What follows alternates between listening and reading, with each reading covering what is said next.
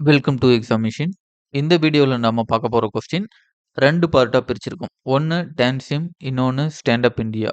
சிறுகுறிப்பு வரைக அப்படின்னு சொல்லி குடுத்துருக்கோம். இதே தான் இங்கிலீஷ்லயும் பார்க்க போறோம். ஃபர்ஸ்ட் பார்ட் தமிழ்ல பார்த்துருவோம்.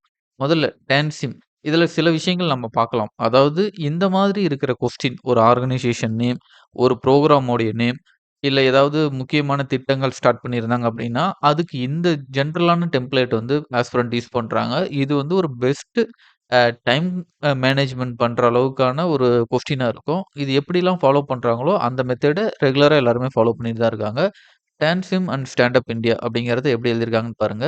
அதேபோல தமிழ் மீடியத்தில எழுதுறவங்களுக்கு ஒரு டவுட் இருக்கும். சார் இந்த மாரி அ நடுவுல இருக்கிற ஒரு அக்ரோனமி வந்து எக்ஸ்பேண்ட் பண்ணி எழுதலாமா? அப்ரிவேஷன்ஸ் அப்படிங்கிற மாரி சில விஷயங்கள்லாம் கேட்கறாங்க. அதுக்கான இதுதான் இது. சரிங்களா? அதாவது டான்சிம் அப்படிங்கிறதுடைய விரிவாக்கம் அப்படிங்கிறத தமிழ்ல தெளிவா எழுதிட்டு, Tamil Nadu start up and innovation மிஷன்னு சொல்லி இவரு எழுதியிருக்காரு. ஸோ இந்த மாதிரி வந்து எழுதலாம். எந்த மாதிரி எழுதக்கூடாது அப்படின்னா, உதாரணத்துக்கு இந்த இடத்துல பாருங்க. இப்ப இது வந்து மார்ச் அப்படின்னு தமிழ்ல எழுதியிருக்காரு இல்லைங்களா? இங்கிலீஷ்ல எழுதி 2018 போட்டீங்க அப்படின்னா, இது வந்து ராங்கான மெத்தட். ஆனா மார்ச்ன்னு போட்டீங்க அப்படின்னா, தமிழ்ல எழுதினீங்கன்னா இது கரெக்ட்டான மெத்தட். ஏன்னா இதுல ஒரு சில கன்ஃப்யூஷன் இருக்கும். இது தெளிவா போட்டிருக்காங்க. இதோடைய விரிவாக்கம் அப்படின்னு. அதனால இந்த மாதிரி எழுதலாம். நீங்க தேவையில்லாம நடுவுல ஏதாவது வேர்ட்ஸா யூஸ் பண்றீங்க அப்படின்னா, அது வந்து கண்டிப்பா இஷ்யூ தான். அதேபோல நீங்க வந்து ஏதாவது வந்து ஒரு அக்ரோனமியா எழுதுறீங்க அப்படின்னா, அது வந்து இஷ்யூ கிடையாது. ஸோ இப்ப பார்ப்போம். இதுல என்னன்னா, இதோட விரிவாக்கம் முதல்ல குடுத்துட்டு இதனுடைய நோக்கம், டான்சிம்முடைய நோக்கம், மாநிலத்தில் புதுமையான சுற்றுச்சூழல், அதாவது தொழில் சுற்றுச்சூழல் மற்றும் தொழில் அமைப்பது பற்றி குடுத்திருப்பாங்க. எப்ப தொடங்கப்பட்டது அப்படிங்கிறத குடுத்திருக்காங்க. மார்ச் மாதம் 2018 அப்படிங்கிறது குறு, சிறு மற்றும் நடுத்தர நிறுவன அமைச்சகம். அதோட ஷார்ட்டா முடிச்சுட்டாங்க. முக்கிய அம்சங்கள், தொழில் சுற்றுச்சூழல் அமைப்பு, தொழில் முனைவு மற்றும் புதுமைக்கு உகந்த சூழலை வந்து ஏற்படுத்துதல், ஸ்டார்ட் அப் நிறுவனங்களை ஆதரித்தல். 20 உலகளாவிய ஸ்டார்ட் அப் 2032க்குள் அப்படின்னு சொல்லி ஒரு டேட்டாவ குடுத்துருக்காங்க.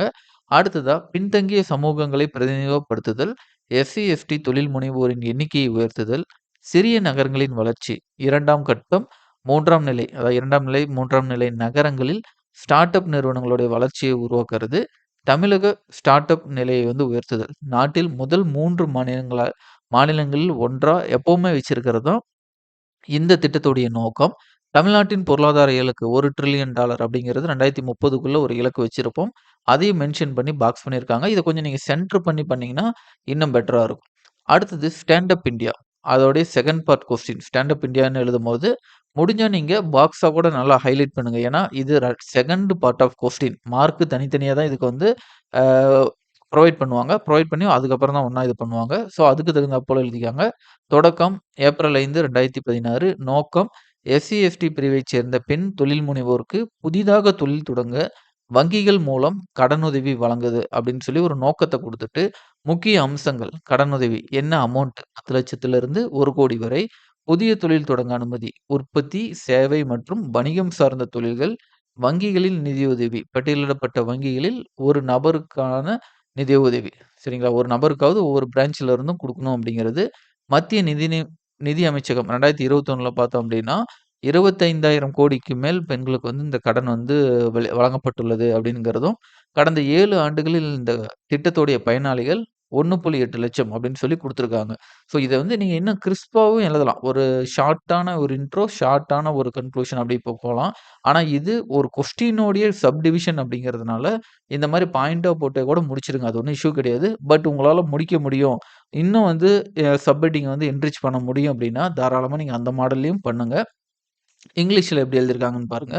TANSIM major start up hub அப்படின்னு போட்டு Tamil Nadu start up and innovation mission அப்படிங்கிறத போட்டுட்டு year 2018 under Tamil Nadu start up and innovation policy இதோட aim create thinking start up ecosystem அப்படிங்கிறத போட்டாங்க. போட்டு டோட்டலா பாக்ஸ் பண்ணிட்டாங்க. ஸோ இந்த மாரி நீங்க பண்ணலாம். அது ஒண்ணும் ஒரு இஷ்யூலாம் கிடையாது. ஒரு சில டைம்ல நீங்க ஷார்ட்டா இந்த 2 பாயிண்ட்ட மட்டும் கூட நீங்க பாக்ஸ் பண்ணி பண்ணீங்கனாலுமே அதுவும் ஓகே தான். கீ ஃபியூச்சர பொறுத்தவரைக்கும் support start up with funding, incubation and mentorship அப்படிங்கிறத குடுத்துருக்காங்க. என்னென்ன ஃபியூச்சர்ஸ் இருக்கோ அத நீங்க டைரக்ட்டா எழுதுறது தான். Facilitate networking. ஸோ இந்த மாரி இடத்துல நீங்க அண்டர்லைன் பண்ணணும். கீவேர்ட் என்ன அப்படிங்கிறது. நெட்வொர்க்கிங் அப்படிங்கிறது பிசினஸ் டெர்ம்ல ஒரு இம்பார்ட்டன்டான term. And investment opportunity. Encourage woman entrepreneurship and rural start ups அப்படிங்கிறதையும் மென்ஷன் பண்ணியிருக்காங்க. இது எதுல ஆப்பரேட் ஆகுது அப்படின்னா, ஸ்டார்ட் அப் டிஎன் அப்படிங்கிற ஆர்கனைசேஷன் கீழ ஆப்பரேட் ஆகுது.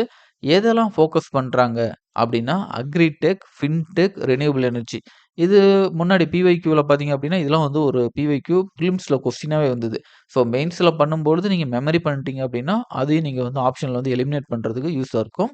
அடுத்து second part of question address பண்ணியிருக்காங்க. எப்படி பண்ணியிருக்காங்கன்னு பாருங்க. Start up India scheme year 2016 யார் அப்படின்னா, கவர்ன்மென்ட் ஆஃப் இந்தியா. இதோடைய aim promote entrepreneurship among SC, ST woman. Goal easy access to bank loan. So ஆர்கனைஸ்டா இருக்கிற அந்த இன்ஸ்டிடியூஷனலைஸ்டு லோன வந்து என்ஷூர் பண்றதுக்காக இது குடுத்துருக்காங்க. இதோடைய கீ ஃபியூச்சர் இதுதான். அங்க தமிழ் மீடியத்திலயும் பார்த்துட்டோம். அதனால தான் இது ஸ்டாண்டர்ட் ஆன்ஸர்ன்னு சொல்றோம். இது ஒரு டெம்ப்ளேட்டுக்கு கீழ எழுதுறதுனால, நீங்க எல்லாரோட ஆன்ஸர்ஸும் இது காமனா இப்படிதான் இருக்கும். இப்படி காமனா எழுதுறதுனால போத் பிளஸ், மைனஸும் இருக்கு. பிளஸ் என்ன அப்படின்னா, எல்லாருக்கும் வர அந்த மார்க் அப்படியே உங்களுக்கு வந்து வந்துரும். பட் இத நீங்க ஃபாலோ பண்ணாம விட்டுட்டீங்க அப்படின்னா, அது வந்து ஒரு பெரிய மைனஸ் ஆயிரும். அதுக்கு ஆன்ஸர் வந்து ஒரு ஸ்ட்ரக்சர் மாறி போயிருக்கும். ஸோ இந்த மாரி ரொம்ப ஸ்டாண்டர்டா இருக்கிற ஆன்ஸர் எல்லாமே ரெடிமேட் ஆன்ஸரா நீங்க ரெடி பண்ணிக்கங்க. அப்பதான் அது வந்து உங்களுக்கு குயிக்கான டைம் அந்த டெலிவரி பண்ற டைம் எல்லாமே இதாயிக்கும்.